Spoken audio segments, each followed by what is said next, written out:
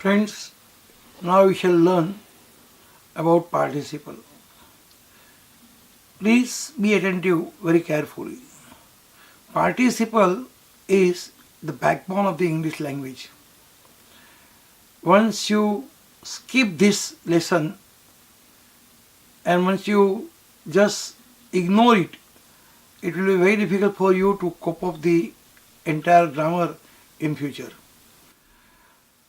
There are three types of participles: present participle, past participle and perfect participles. Today we will touch only two participles.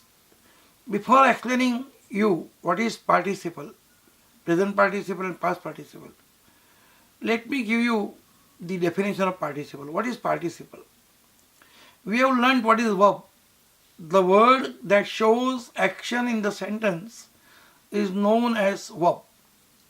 But the word that shows incomplete action is known as participle. The word that shows incomplete action in the word sentence, and if it indicates the action of the present tense, it is known as present participle. The word that shows incomplete action for the past tense, it is known as past participle. To identify present participle, you must remember one simple rule in Gujarati, for Gujarati language, because your thoughts in your mind will be always in Gujarati. If there is letters toti tuta is applied with the verb, it becomes a present participle. For example, I would speak one Gujarati sentence. હું રોજ વાંચતા સૂઈ જાઉં છું. Now સૂઈ જાઉં છું is a verb. વાંચતા means Gujarati verb is વાંચવું. It is applied with ta.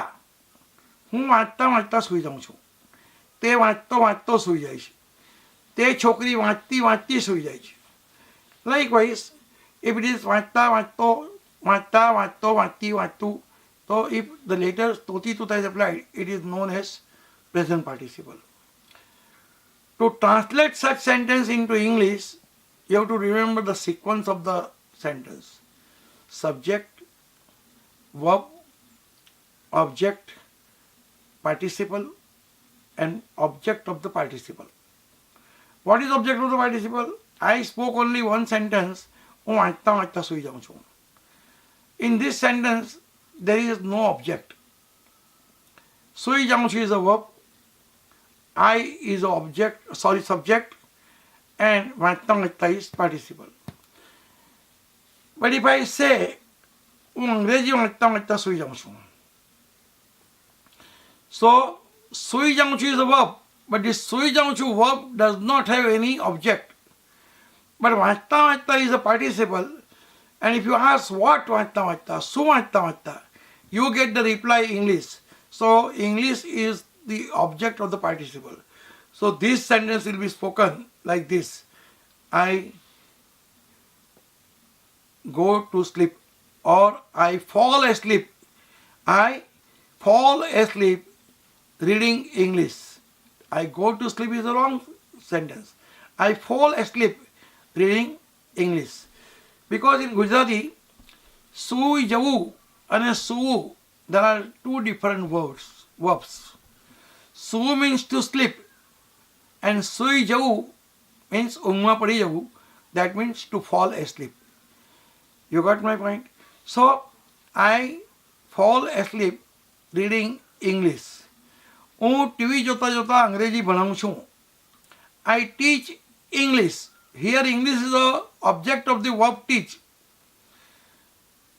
And the participle is ભણાવતા. I teach English watching TV. So what is watching? TV. So TV is the object of the participle watching.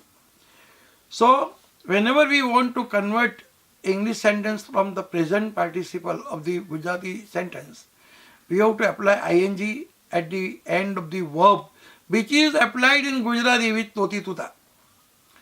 And to apply ing, there are two important rules. If there is e at the end of the verb, remove e and apply ing. If there is consonant at the end of the verb, preceded with the single vowel, double the consonant and apply ing. This is the simple rule. If it is the past participle, you have to remember to identify there is only one rule.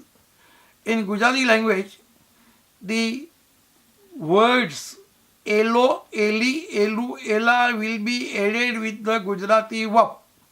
For example, wash એટલે કે ગુજરાતીમાં ધોવું, ધોવું વત્તા એલો તો ધોયેલો, ધોવું વત્તા એલી ધોયેલી, ધોવું વત્તા એલું ધોયેલું, ધોવું વત્તા એલા ધોયેલા.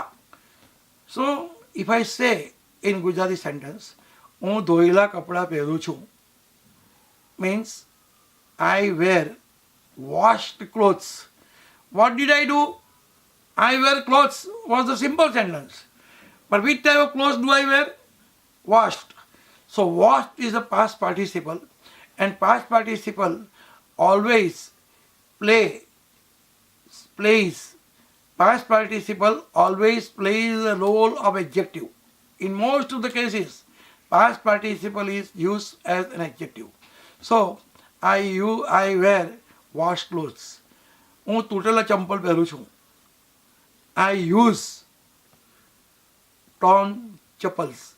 You cannot say I wear torn chappals. Chappals cannot be worn. They are used. So you have to use word use. I use torn chappals. I use torn chappals. Whenever there is a elo, eli, ela, ala in the Gujarati sentence, and if you want to convert them into English, the sequence is again same. But to convert such sentences into English, you have to remember three rules. If the spelling ends with the elo, eli, ela verb with e, you have to apply only d. Add the d only. If elo, eli, ela verb ends with consonant, preceded with the vowel, double the consonant and apply id. Apply ed. If elo, eli, elu word of the English verb ends with y, preceded with the single consonant, remove y and apply id. But my dear friends, remember, there are a number of verbs which do not accept these rules. They are totally irregular, and therefore you have to remember those words. And to remember those words, those participles, those past tense forms of past tense, you have to just cram it or you have to remember it. And to do it easily, I would recommend my yellow book. I would recommend my yellow book, which I am showing you right now. That this yellow book is a good practice book, and in page number 64 to page number 79, there are 7 tables he has given in this book. If you remember these 7 tables perfectly all right, you won't find any difficulty for speaking fluent English without or kkk, which generally people do it. That you should not do. When we speak English, our speech should be just like a flow of water. And in between our sentences, we should never stop. You should never use the word or kkk. And for each and every chapter that I have taught you, you could practice this practice book, and this practice book is available in the market very easily.